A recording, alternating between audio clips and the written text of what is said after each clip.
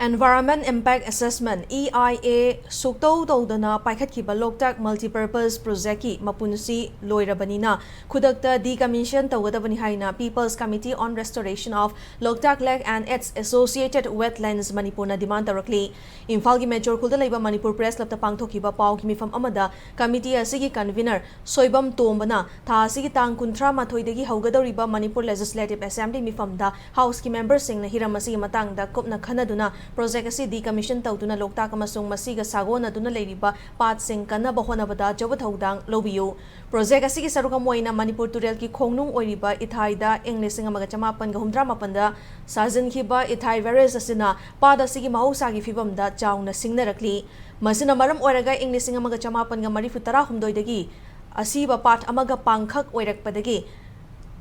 Montrex record ta chanki. Project asina maram oraga Loktak pada sidanatana khara pikthaba pat sing haibadi farmland ikop kharung amasung khoidum na chingbasu hakthengna natraga nakoina na mangsilakli haina nungnang ba phongdokhi electricity di leiraga phangba yai adubo project asina maram oraga environment yauna pada sigi mangsilakli ba kaya sidi leibada phangloi haiba wafam su lengak ta thamlakli